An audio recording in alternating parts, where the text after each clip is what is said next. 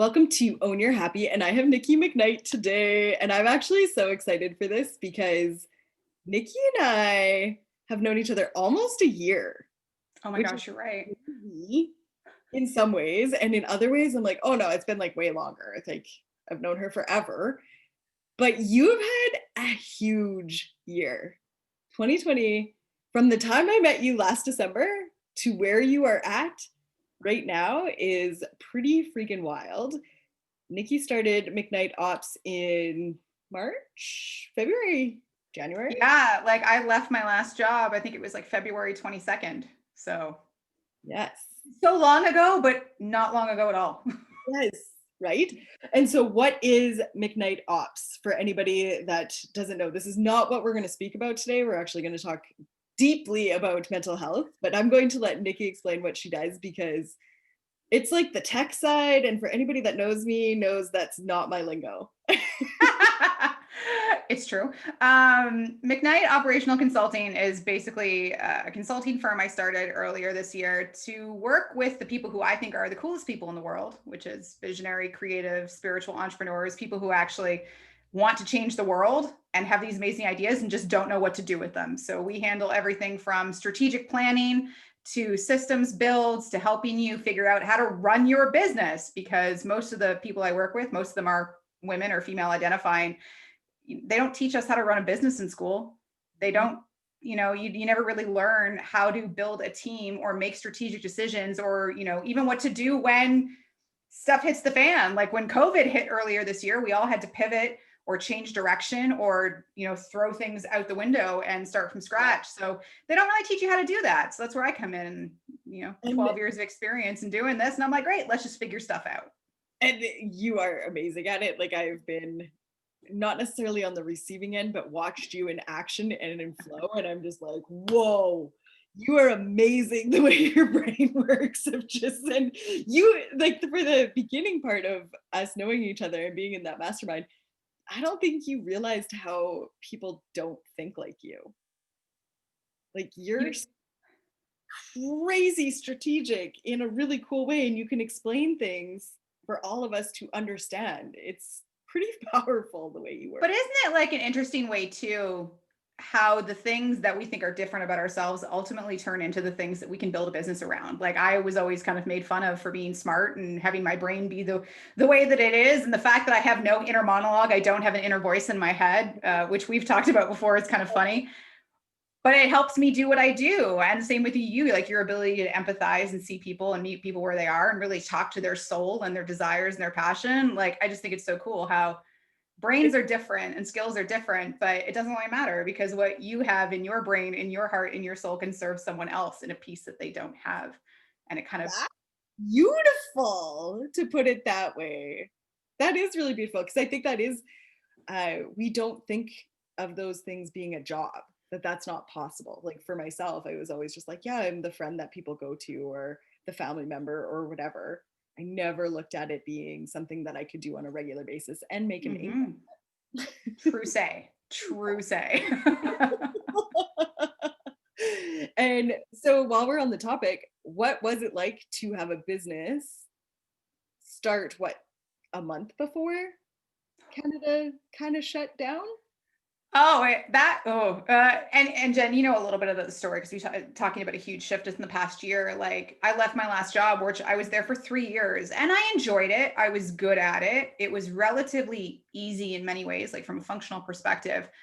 And I had been tossing around the idea for about a year that I wanted to leave it, and I was so scared of what that would mean and whether or not I'd be able to make an income, where I'd be able to kind of have the same standard of living, whether I'd have the same kind of like accolades or position within my industry. Like, could I have that if I left? And then I remember coming back from Christmas break, and first day back in the office was something like January 4th. And I remember I had to psyching myself up. And I know I was talking to you and Tamara and a few other of our mutual friends and just being like, okay, guys, this is the day.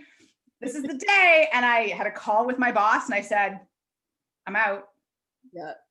Cool. And then I immediately went into our masterminds Facebook group and I was like, guys, I did it. Oh my God. And we worked out a deal with my boss that I stayed probably 8 weeks, I think, to just close it out because I was their operations director. And then, so that was like February 21st. And I was kind of like taking it easy at the beginning, didn't want to rush into things too quickly and give myself a little bit of a break. And I was just kind of seeing what came up. And then like 3 weeks later, like the border shut down and everybody was home. And I was like, oh, I picked a fantastic time to start a new business when people are like, my wallet is closed. And I took CERB for 2 months, the I don't know what's called in the States, but the Yeah. government gave me money because I was earning no income. And I did do that for 2 months. And it was enough to pay my bills, live, and have a little bit to invest in the business to get things started. But yeah, pretty much since I'd say early April, things have just been rocking and rolling. So it's been going really well, but it was definitely a few weeks of, I just gave up a paycheck. What? A good paycheck too. Yeah. It's not like you were making minimum wage. So, Yeah. and you have your own responsibilities, you have your house, you have all of these things that are fixed. That Yep. must be great. I'm so proud of you for taking CERB because I Thank know so you. many people that struggled with that decision. And I think to me, it's just like you've paid into that your whole life. The It's government not wants to give me free money. I'll pay it for it at tax time. But that's what I needed to not have to worry about my bills. So I could literally focus all of my energy just on building a business. I didn't, I own the house. I don't have a mortgage, but I didn't have to worry about my hydro bills. I didn't have to worry about groceries. I didn't have to worry that if my dog got sick and I would have to dip into my savings. I could literally just say, great, it's taken care of. Yes. Let's build a business and see how I want to show up. So, I'll say to the government, they were very quick to get that out there. So I'm appreciative of that. I will give them kudos for that. Yeah. They really looked after everybody. Very well done. And I think too, let's just explain how your business has grown over the last 8 months. You know what I think is really interesting? Anytime you start on a journey for yourself, whether it's a new business, whether you want a new relationship, you want to move, anytime there's a period of transition, you kind of go into it with an idea of, I kind of know what this is going to look like, or I'm like, yeah, this is it. And then things happen and you start to test out your assumptions. And sometimes maybe you're 90% of the way there. And sometimes you're like, oh, I was so very, very wrong. And there's been a lot of trial and error. I've tried a lot of different things because I like testing out assumptions. I like the idea that you have to do something in order to get the data back to finesse your doing or alter your course or just say, no, that's not for me. Because how I thought I wanted to interact with clients is not at all how I actually like doing it. So, we've been going through that. But I do remember that sorry, you go ahead. actually do that. Because a lot of people would be like, oh, I was wrong. Now that was a failure. And instead, I feel like you get excited of oh, okay, what's this going to look like now instead? And I think one of the things I've always said, and I've worked in so many different industries, is what's important to me is the outcome of it, which for me right now is I just want to do cool shit with cool people. That's it. I'm not married to the form it has to come into. I don't really care what my day-to-day has to look like from the sense of I must do this. Yes. I'm a projector. I kind of need some ease and flow to my day and lots of naps. But I've never really been married to an outcome or a way that it has to look. I'm more concerned with what the outcome is.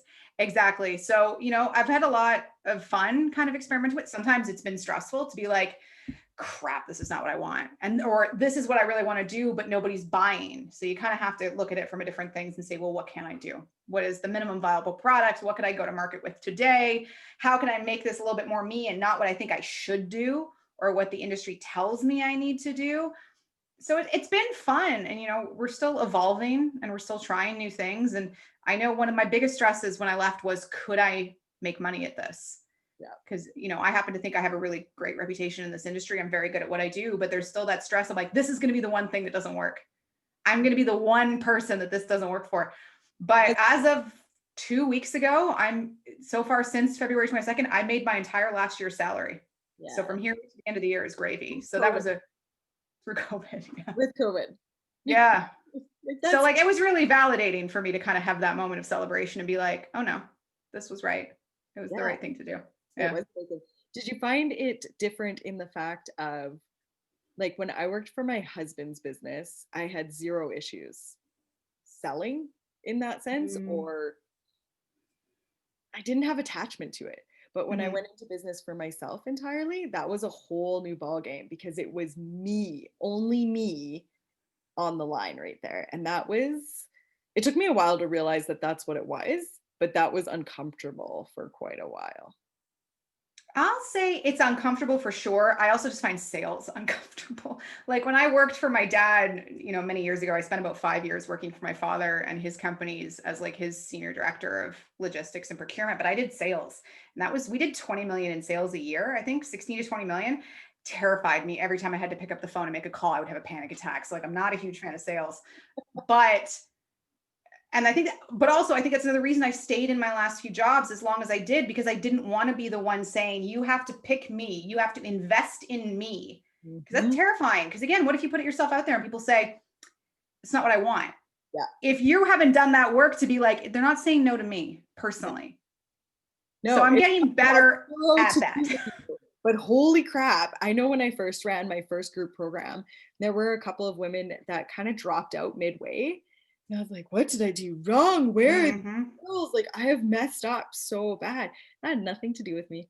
That was Nope. all about where they were in their journey, in their life, their circumstances of that time. That had zero to do with me. Hmm. That was a hard lesson to see because I also felt like, what if I can't deliver what they think they're going to get? Like, what if we're not on the same page of what I'm going Hmm. to deliver versus what they think they're coming in for? It's a different feeling when you've never Oh yeah. done that type of business before. Well, and it definitely happened to me like 2 months ago, I think. I'm so lucky to have the clients that I do. They're all referral based. They're all people I knew or who knew me through a previous incarnation. So like that's great. Yeah. I never really had to try hard, I'll say in that point. Like I worked my butt off because I want to deliver and do all those things. But that was another way that it wasn't as stressful. But again, wanting to test assumptions and figure out how to work with people, I did do a few project-based things with people I didn't know, Yeah. and they did not go well at all. At all. So like, from the very beginning, wires were crossed. I realized my brain was so different from theirs. And they were totally right to call me on some stuff. And I felt they didn't hold up their end of the bargain in a few places. But regardless, we just kind of went into a conversation and said, what do you need to be made whole? Because we know this isn't working.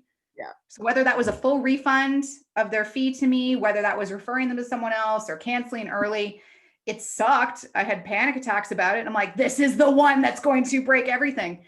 But it just, again, at the end of the day, money is money and it's tough, but is it worth the stress and the worry and Can the, I give my 2 cents on that? Because oh you're yeah, do it. to work with smaller people. You need people that are like so big-minded and ready to take over the whole world. And not everybody's capable of that. But I feel like if anybody's going to help them do that, you are the person to hire to just like do. That's a good point. Because like, that's one of the contributing reasons for sure You're a that it big ended up not working is she wasn't ready. And like, you start learning a lot. You're like, what can I learn from this conversation? Not only about how I position my offers and I position my services, how do I cover my butt legally and contractually? How do I communicate with people through a process and not just rely on them to tell me when they need help or when they're confused? Because language, right? They might not have the language or the ability to do that. So how yeah. can you put all of these tools in your toolbox on how to support clients through transition and help them really step into this full version of who they are as a CEO and what they want their business to be and how they want to serve their clients, so that if someone says something, you're like, you need the screwdriver or you need this. Like, I just have it ready. So, as tough as those experiences are, exactly, when you have to like talk to clients or things aren't going well or people don't want to work with you anymore, it definitely sucks. But at the same time, you're like, what can I take from this? What can I learn from this so that I don't work with a person like this in the future if it was because of fit, or I become better to fulfill a promise that I made. Yeah. So lots of transition, but at the end of the day, That's huge. it Yeah. doesn't matter if you're on a tricycle, a car, a rocket ship, as long as you're moving. You're just pruning that tree, getting Exactly. it back to like where it's supposed to be and letting go of what's not supposed to be there. I love it. Exactly. Talk to me about your mental health journey. Mm. This is where we connected to put you on Own Your Happy this week. Mm-hmm. And I have a huge mental health journey and I am all about sharing all of it. There's not anything in the closet over here for anybody to ever ask questions. And I've shared a lot of it publicly over the last year because I think there is still a bit of a stigma. I don't think there is in my world. And so I kind of forgot that there was until I kind of got True. out of the bubble. And then I was like, oh, like there is still a stigma about these things. I don't live that reality. But I do find it important to share all sorts of, because people will look at social media or, you know, like if they looked at your story on paper of, yes, I left a great job in January, I started, or February, I left, started this business, I'm doing very well, I've replaced my income in a year, you have a cute house, you have a cute dog, everything is like, you hang out at wineries, like you have a cute life. I'm an influencer. Hashtag influencer. But people don't realize that, you know, behind closed doors, not even behind closed doors, but in our regular lives, there are still struggles that we go through. And so what has that looked like for you? It's been an interesting, I don't even know if journey is the right word, because some days I'm just like, it's not a movement thing. I'm not on a path. It just kind of is. It's like the walls of this house. And other days I'm like, this is like Lord of the Rings type of experience journey going on here. It's really interesting. Yeah. Cause we connected about this. I think it was last week when I just kind of posted on my Instagram hashtag influencer that I had just come back from the gym, and it was like my first workout in like 2 weeks. And I was feeling really good and really energetic. And, you know, when I'm in a low point, it's really hard for me to move. And movement is one of the first things I lose when I'm in a down, when I'm in a low, when I'm in a depressive phase. And I got so many comments from that saying, people like, oh my God, like, what's wrong? Do you need to talk? And I'm like, no, guys, I'm totally cool. Like, I'm having a good day. Yeah. And I realized how many people didn't really know about this aspect of myself, because as much as I'm an open book, again, it's kind of like some days it's a wall. Hey guys, here's a wall. Like, we don't really need to talk about it, which then prompted me to kind of share a little bit more about it, just so people in a frame of reference. You know, I use the term bipolar to describe myself right now, because I find helping language sometimes helps me frame my relationship to other people, my relationship to myself, and my relationship to, I'll say treatment. I don't know if that's the right word I want to use, but I'm currently calling it bipolar. I'm in the midst of waiting on a new diagnosis. The good thing about Canadian healthcare is it's free. The downside is you have to wait a really long time for specialists. So I have a referral to the hospital here in St. Catharines in about 6 weeks, I think, to go in for a full psych eval. And I'd say this is probably the latest step in a how old am I? I'm 33, 20-year journey, maybe, of dealing with my brain and its weird mysteries and how it manifests in my life. So, you know, it's always kind of hard to talk about mental health, I think, sometimes, because mental health is not monolithic. No one person has the same experience. No one term means anything. You know, we see these representations of mental health in media, and either it is so wrong. I'm looking at you, Split, good movie with James McAvoy, but schizophrenia does not mean you have a beast inside of you. So when there are named mental illnesses in media, we tend to assume that that represents that illness. You can also think of obsessive compulsive disorder, right? OCD. We think, oh, I'm so OCD.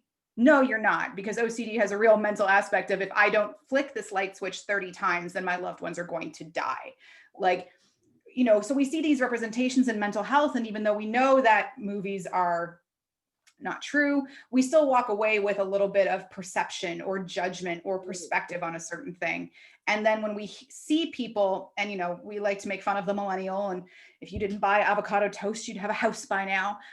But then we also hear millennials and, you know, people of my generation and Gen Z and all these other ones talk about mental health. And it's like, oh, aren't you a special snowflake? You just need a hug. Like, just get over it. To be that, like, our mental health isn't worth talking about, it isn't worth having a conversation about, it isn't worth holding space for, or, you know, just being there for someone who's going through this. So I think when you have all of these competing ideas of what mental health is and the way that it's been dealt with in the past, certainly my parents' generation has no idea really how to deal with mental health, to like Gen Z and younger now who are like, hey, dude, tell me about your therapist. Are they good? Are they trauma informed? Do they use like cognitive, like CBT, cognitive behavioral therapy? No, they're really into, like, is it EMDR? I think is the emotion. Yeah. Yeah. And it's like the conversation has changed so much It that has. it's like, it's crazy to me. Hope that that conversation can kind of drift up to my generation and just keep Hmm. drifting so that it is just absolutely normal table talk of, Hmm. yeah, these things happen. My only issue, and I would love your opinion on this, my non I am not a doctor by any means. Medical disclaimer, we are not able to give medical advice. Yes, no, do not come back at. Anyway, I have a hard time with the labels that we throw onto anybody, but especially children, and that they live into symptoms Mhm. instead of, because they do all have individual journeys with it. It looks different for absolutely everybody. And so the part Mhm. that bugs me is that these labels are being slapped on and almost cool. I found with some kids, Mhm. like, Yep. yeah, I have anxiety. Yeah, no, if you have anxiety, you feel like you're in the middle of a hurricane at points in your life. Like that's how it feels as the world swirls around you. That's how my life is, anyways. But it's not, um, it's, I just don't want people to start like, oh, now I've labeled it. So now I should live into all of those symptoms. Like it's a little bit of a hypochondriac situation, I feel like, with some people. Yeah, or like, something like, again, not a doctor, no medical advice, Yeah. no experience. Sometimes it reminds me too of like Munchausen syndrome, or it's really hard because I think anytime you talk about mental health, it automatically assumes that you're going to have like a pharmaceutical Western view of medicine versus Right. holistic Eastern practices. And I don't think it needs to be that way. I do think they need to be integrated. Can some people be quote unquote fixed? And I use the word fixed Loosely. loosely, through meditation and yoga and drinking celery juice every morning. Yeah, certain things can be, managed with that. Do some people need pharmaceuticals? Probably. Yeah. So I think it's really interesting just from that as a discussion point, as a framing device, how people want to talk to the responses to mental health. But I also do agree that in many cases it's, you could argue for overdiagnosed, certainly something of my generation where, to read the newspaper headlines and the studies that we were way over medicated for things like ADHD, ADD. I don't know anything about it. I was never on any of those medications. I can't speak to any of that experiences, but you certainly hear about it. Mhm. So, but I also do feel that in a world where people do want to feel special, Mhm. like I totally see some people using it, I want to say as a badge of honor, but as a badge of either I'm exactly like you, Mhm. or like, look at how I've struggled. Look at how I've gone through this. And guys, I'm just so happy. There's a comedian I love on Instagram. Her name is Caitlin Riley, and Okay. she does these amazing videos. And she'll caption them like, "This is LA mom at the nail salon. This is white mom at a student teacher conference. This is dude bro at a marketing thing." And she just does like these parodies of behaviors. And there's one that she does, I think it's called LA Mom Talks to Her Therapist. And she is so good at kind of highlighting the ridiculousness that comes with public facing mental health challenges, awareness, stories, narratives versus kind of like the hyperbole ridiculousness that comes from that in certain spaces. Hashtag influencer. But like, it's really just kind of, it's interesting to me. The good part about all of this is, speaking of stigma earlier, I don't see much of it in my circles as well. Like we all talk about our therapists, we all talk about the medications we're on and our habits, and it's cool. And people can just say, "I'm feeling like I'm in a low point today." It's like, cool, what do you need? Yeah. I don't need anything. Cool, I'm here for you. Or like, we need to go shopping.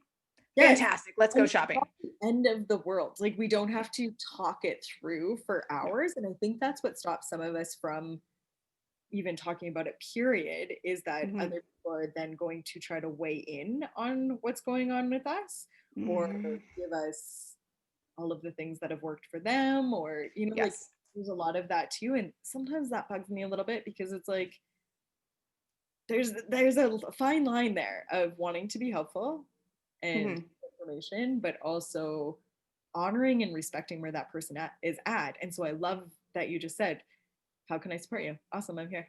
Yeah, like it's really interesting because again, and I think this comes down to people who are coaching, like you'll probably see this too when you're coaching a client. At some point there has to be a boundary. There has to be a scope of practice. And I found this when I worked as a personal trainer.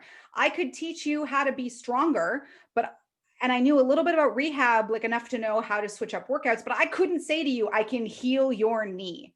At that point, I'm like, I need to stop here. And there needed to be like a clear line in the sand about this is my scope of practice and I cannot go beyond this, or I am not equipped to help you deal with your trauma. I am not able to coach you through this. And, you know, people, I think, realize that in, say, like a coaching arrangement, but they don't really have the same frame of reference when it talks to commenting on social media. Because as much as amazing support I got when I talked about this last week, and people were like, if you need anything, I'm here. And I was like, thank you so much. I'm good right now, but I appreciate you.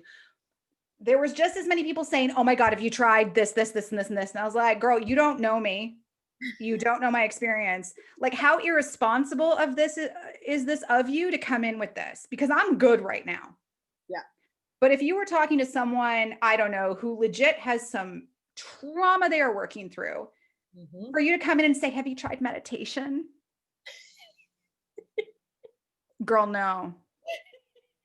Like, celery juice, waking up at 5 a.m., cold showers, and journaling, it will fix your life. Could those be great habits to help you with like a low mood and help you center yourself? Absolutely. But I'll also take Prozac. Thank you. Language here, people. Like, just also a difference between, I wish we could show your post exactly here. I should have brought it up earlier, but whatever. You were just saying what was going on for you. You weren't saying, hey, I think I might be bipolar. I could really use any suggestion you have to do with mental health. Yes. And whenever we do talk about it, like I had family members when I first shared that I had tried to commit suicide when I was 16, I had family members reach out and say the weirdest shit to me. And I was just like, did you like read part of that post? And then you were just like, oh my gosh, 20 years ago, she thought about committing suicide or tried to commit suicide 20 years ago. So like, I should probably like step in right here, right now. No, that was 20 years ago. I'm just want it to be an open story of like, yeah, there's some shitty things and there's something like that's not something I'm super proud of. I'm not ashamed of it, but it wasn't something that's going to come up with a new topic of conversation with somebody I don't know very well. Now does it? Absolutely. There's no shame in it. But it was very fascinating to me how family members were like, are you okay? Yeah, that's 20 years ago. I'm okay today. Thank you. Like, again, when we're talking about generational views of mental health, I think is fascinating. Because, my parents are early to mid 60s. And I had to check. I have their birthdays on tattooed on my forearm. Sometimes I literally have to go down and go, 63. But it was really funny because, I struggle with mental health. Other people in my family, are struggling with their own mental health. And I bet you my parents have their own stuff, but they just don't recognize it. They don't have the tools, the language, the capacity to be able to identify and say, oh, interesting. Where's that from? And through all the work I've done, we worked with Tamara and I worked with various other people, call it shadow work, call it self-awareness, call it what it is. But we kind of have a view of this. And I remember I was at my parents' house for dinner probably about 2 months ago. And we were kind of just talking about mental health. And up until that point, my parents had kind of just said, not maliciously, but purely out of a lack of understanding and frame of reference, but why don't you just go do it? Like, everybody has to do X, Y, Z. Everybody has to go to work. Everybody has to pay bills. Everybody has to raise their kids. Like, we just got over it and just did it. And I was like, okay, that's your experience. Cool. But realize that we're coming from a different point. We have language now to talk about it. And it was really interesting having this family dinner with my dad, and we were barbecuing something and I was just out there with him. He said, I've been thinking a lot about this. So when someone says they're depressed or they're struggling with suicidal ideation, that's not really them, is it? It's their brain. And I went, yeah, it's them. You can tell them to feel better. You can tell me to get out of bed and move. I want to. That's the other part that bugs me. Physiologically, psychologically, energetically, that thing is not meeting my brain. My body is not on the same page as this. There is a translation problem. And he's like, okay, I think I get it. So it's really interesting to see that even evolution in my parents, that as much as I'm doing my own work to really understand myself, my patterns, my loops, my triggers, and all of those things of the people I surround myself with, that kind of by osmosis, my parents are picking it up. Yeah, And and they it's do. fascinating. It is fascinating. So if we go into generational, and I am not trained or an expert by any means in ancestral, how that all works, but I do truly feel like it was our parents' era and our grandparents' era's belief system that you just stuff it down and you push Mhm, through your days. Like you just don't think about it, don't deal with mhm. it, um, don't bring attention to it in any way. And so if you look at that, that is passed down into us. And so the work that you're doing to let go of those things, you're working on generational cellular construction within your body of how to deal with these things. So it's It is not a heavy. little, it's a big, big piece. And some days will feel really heavy. I don't know if you go through this, but for some days for me, it was just like, holy crap. And then other days, I'm fine. I really am just okay. And I'm good with Jen. And then there's other days, and I don't get to pick the days. I don't get to pick the triggers. I don't get to pick that, like, it's Tuesday at 10 o'clock. I now have time to deal with you. No, I Yeah. don't By like the way, that. schedule my mental health into this. Yeah. It really is fascinating. And I think it's really interesting. Like, again, generational trauma and things like that, I'm not at all familiar with. It's only recently it's kind of come into more of my sphere of awareness. But I remember in a workshop group I was in, we started talking about, we were doing shadow work and we were talking about various things related to it. And the idea of how many women in the group that I was in were first generation Americans, and their family had come from India, their family had come from the Philippines, their family had come from Thailand, Vietnam, and how much of that cultural shift, being first generation immigrants, affected how they saw themselves and how they approached opportunity. Because Yeah. generation, like, when you come from America with, to come to America with $3 in your pocket, you take a job, you stay there for 40 years, you work hard because this is how you provide for your family. Yeah. Right. And it never really occurred to me that there would be a difference in even generation of immigrants, because I am seventh or eighth generation Canadian. Like, my family's been here since 1802. Yeah. I don't we don't really count immigrants in our family anymore because we've been here so long. So it was never a frame of reference that I had. And I started thinking about, wow, that's insane. That if I was the first person born here and my family had come from Southeast Asia, my family had come from the Middle East, they had come from, the non-white world, more Yeah. especially, like, how does this intersection of generation and family culture, trauma, etc., coincide with immigration and living in the North America? Like, how does that change? And it blew my mind even more when I saw, this was on social media a while ago, it was like one of those meme things that, we're dealing with COVID right now. Mhm. It's tough, things are long, things are new and different. And they were talking about, it would have been like my grandparents' generation, my great grandparents, the stuff they went through in like a 40-year period. It was like the Spanish flu, World Yes, War I One and Two, the saw Great that. Depression, and the Cold War, Yeah. like, and the Vietnam War, the Korean War. And you're just like, oh my gosh, this is 80 years of collective trauma Yeah. that you couldn't express yourself. You couldn't say, really, and speaking very broadly, you couldn't say, I want more, or I want my life to be this way, because it was like, just get through.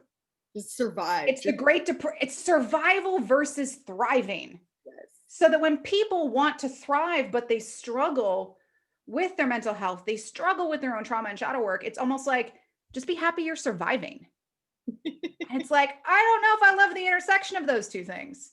Yeah. But it's like, it's crazy to me how much that informs decision making, and how it informs how you relate to yourself, to your brain, to your heart, to your soul, to your goals, to your desires, to your passions, to your vision, Mhm. interlaying and intersectional with all this other stuff. No It's so wonder we're tired. No wonder we have existential, like, exhaustion. yes, Damn. absolutely. And let's put it in perspective too of for people that are our generation, that I'm not saying that COVID doesn't come with some hardships, but I think it's a really crazy cool, we are able to pivot Mm, many different ways and figure out different ways to do it. It's not, the dirty 30s where there is no food. It's mhm. it's different. And I think some of us are getting stuck in that feeling of that well, it's just COVID. So it just, like, I've seen so many things over the last few days of like 2021, January 1st is going to be amazing. Nothing happens January 1st. Why not start now, Right? right? Like, just start working on yourself, the way you look at things. I don't know, whatever works for you. Everybody's completely different. That's a very broad statement, but Mm-hmm. I do think we need to keep it in perspective of how we are pretty still pretty lucky on what's going on in the world, even if there are some Yeah. challenges involved. I would say, yeah, like there's this idea that, we are in a fairly privileged place. Like we live in Canada, we have our own online businesses. Things Yeah. don't really have to stop. Our clients have online businesses, so they can keep going. Like that's one of the great things. And it reminds me of when I was a personal trainer and, January was always our biggest month because the New Year's resolutions crowd coming in. It's like, why wait to January 1 when it's November and you Yeah. can start now? And I don't want to diminish the experience of other people's experience, because for some people right now, like I think of the hospitality industry, the travel, like theater productions, performers, like they are hard hit right now. And I feel for them. It's a lot of my friends who are out of work and are struggling to pay the bills. So like, you can't say to them, just move, because it's not possible, or they don't have the resources, ability, or access to things to do that. But again, it just makes me think of this metaphor of, pick a vehicle. Mm-hmm. Some days you're on a tricycle. Some Mm-hmm. days you're in a rocket ship. If you have to work at Starbucks right now to pay the bills, which is something I've considered doing many times during my career, to be like, if I just don't have to worry about my bills being paid, I will work at Starbucks.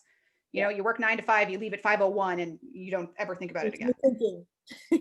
There's no thinking. Like I worked at McDonald's for years and years and years through high school and university, and I freaking loved it because as soon as I left, done.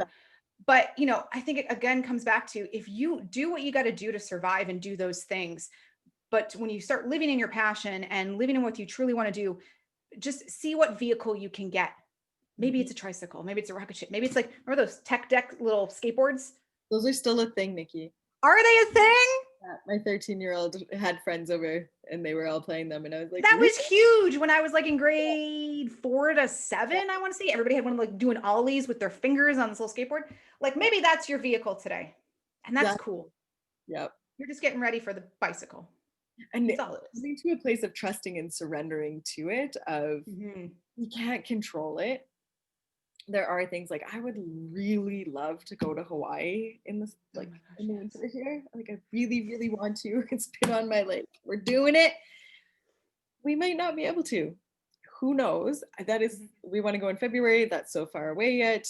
Who knows what will happen with anything? But those are the things that are out of my control.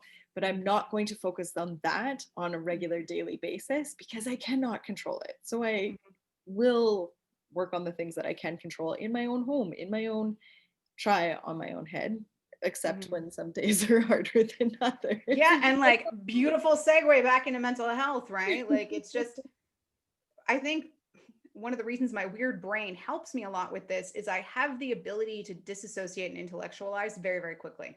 Yes, you do. Sometimes to my detriment. But that's always helpful to me to, again, not be married to what something has to look like. Like, again, I mentioned this before on my social media. For me, when I'm in a low phase, it's just extreme exhaustion, to the point that I was being tested for like narcolepsy, because I would stand up and fall over. I Mhm. would work for an hour and then have to go take a 16-hour nap on the couch. And it was just like, I was, burnout, adrenal fatigue, thyroid problems, whatever. We've been tested and I'm fine, apparently. Yeah. But, I could look at that and say, okay, I'm at a low point today. Yep. I'm probably not going to eat. Mhm. My priorities today are to make sure the dog eats and the dog goes outside. Yeah. That's it. And And then I just sleep. yeah. And whatever gets you through those days, I actually think we move through those times quicker, or I do. Mm-hmm. I do when I do surrender to, okay, today's just not exactly how I would perfect Mm-hmm. world love it to be. Mm-hmm. Now, how can I adjust? Because I don't go to the 16 hours exhaustion, so that's not my Mm-hmm. experience. But how can I adjust my family's needs? We have frozen meals. Like there's just so many different Mm-hmm. variables in there that that's what we do. And Yeah, and I think it's really interesting, again, when you start looking at patterning, and this was a big one for me and something I've started talking about a lot with my clients and what I've been hearing from other people is, especially when it comes to your business, is when you need a mental health day, when you are in a low and can't function. Like for me, in addition to exhaustion, brain fog. yeah, which is I probably not so good for you. I feel like Oh, it's weird. It else. is so weird. Like I will go do the same thing 10 times because I literally forgot I did it. Or, it's kind of that thing of like, what time is it? Pick up your phone, put it down. I didn't look at the time. What time is it? Pick it up, put it down. I didn't look at the time again. It kind of feels like that. And when I first started dealing with this, even just through my employment history, because I've been dealing with some form of, I'd say, mental health challenge since I was 12 or 13.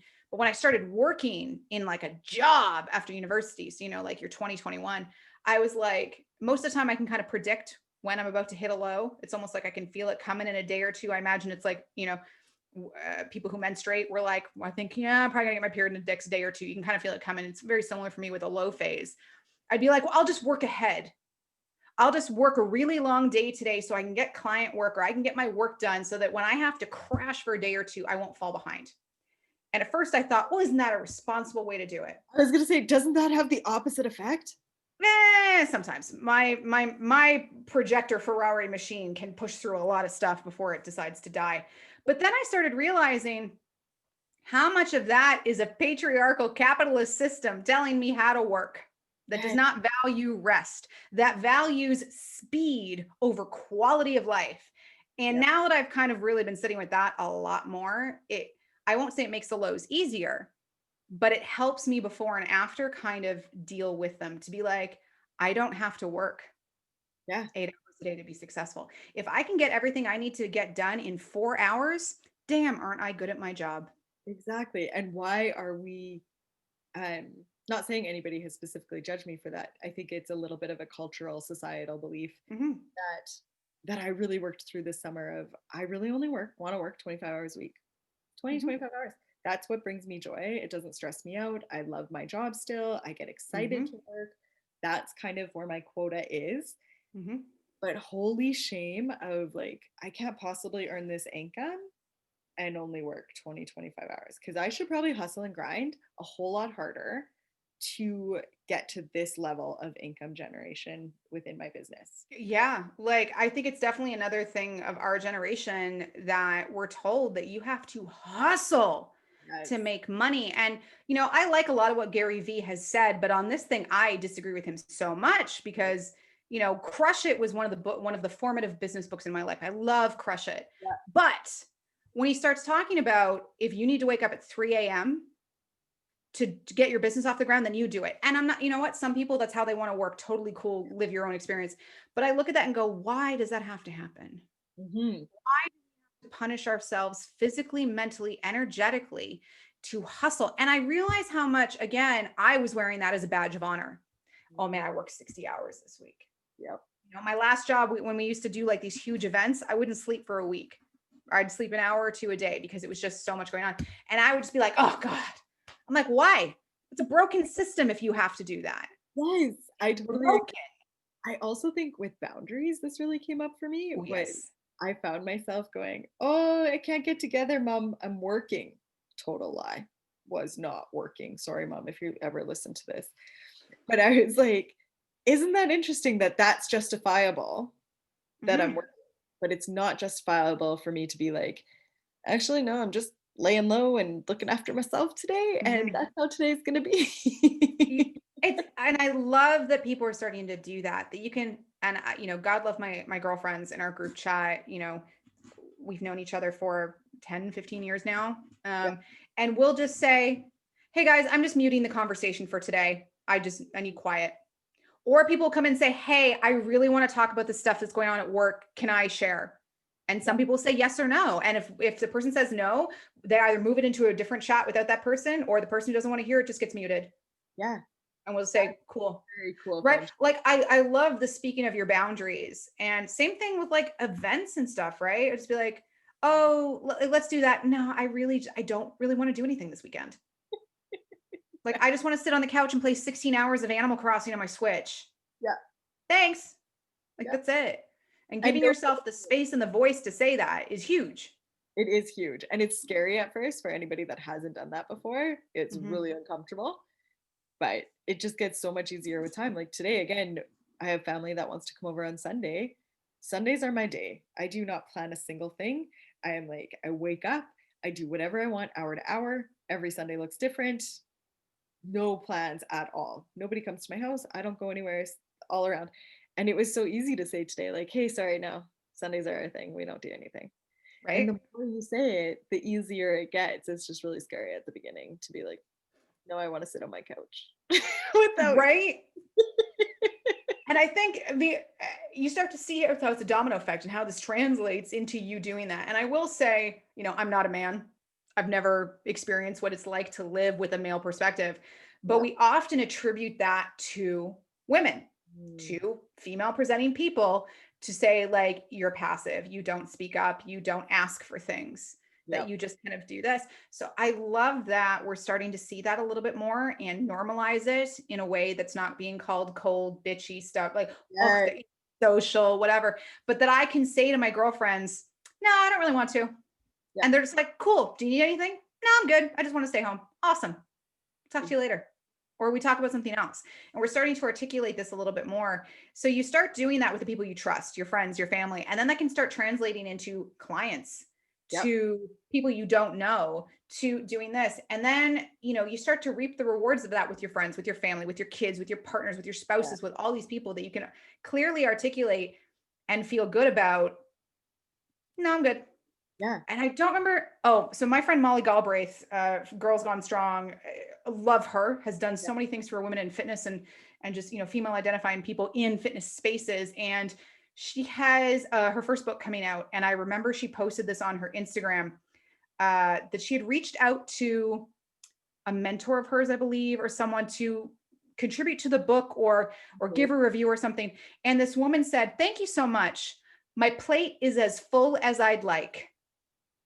There Love was it. no apologizing. She Yes. didn't say, "I'm too busy," but she just said, "It is as full as I like." Yep. And I remember I put that on I think I shared that in my Instagram stories one day, and I messaged Molly and I said, "Oh my gosh, I Yeah. have had a revelation that you don't have to say, 'I'm too busy,' Yep. to try and be like, 'I'm not ignoring you. It's just I have so many other things I'm doing. My Exactly. plate is as full as I'd like." That's a tweetable right there. Oh, I don't know if you do Twitter. I do not. oh. I'll go find the thing on my Instagram and I'll send it to you, because Okay. that just, it blew my mind, to normalizing boundaries, normalizing Yes. saying no. And again, imagine the ripple effect that this can have in a person for you to turn around and say, "No, I don't do things on Sundays." For me, I don't have meetings on Wednesdays and Fridays, Nice. because I was making myself way too available and I was suffering. My business was suffering because, with my clients, I essentially work in their businesses. So I work in 4 different companies, but I was Yep. forgetting mine. Mine is the most important one in the room. So I Yep. said, no meetings on Wednesdays and Fridays, because also I like to sleep in on Wednesdays, and Perfect. I like to read a book in bed for an hour and a half before I get out of bed on Wednesday Yeah. mornings. Like that's my thing. And I can say no. Or even, I wanted to take my sister invited me to go shopping to a new boutique here in Niagara on the Lake. It's only open Thursday mornings. And I said, great. I put in all my clients Slack. Guys, I'm off site until lunchtime. Yep. If something comes up, text me with the word urgent.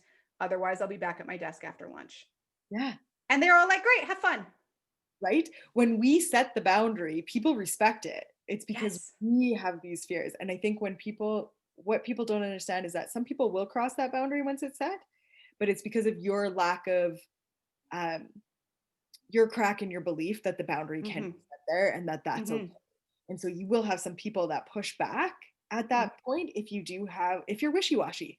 You just got to Yeah. be you can still be loving. It doesn't have to be this Mm-hmm. old bitch society of, Mm-hmm. oh, I'm just so cold is a good word for it, because that's what I always struggled with. I always thought it was like Mm-hmm. a really cold thing of, oh, I'm not fitting everybody that asked to be in my schedule. Mm-hmm. Schedule doesn't mean I love them less or like them any less, or my clients, same thing. It's just, yeah. Yeah, like I loved it actually when one of my clients said, like, I think it was 2 weeks ago, me and a few other of her team members had sent her some questions. We needed her feedback on her sign off. And she said, guys, I'm going to go for a walk. I'm not really in a good headspace to make decisions right now. So I'll get to you guys later tonight. We're like, great, enjoy your walk. Yeah.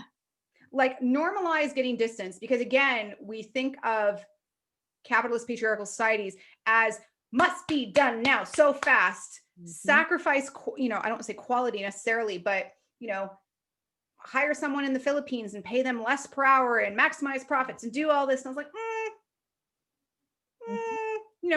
do we really need to be doing these things? So like nothing that we do, generally speaking, for everybody I work with, and even in coaching, needs to be done right now. Nothing is that urgent. It's not.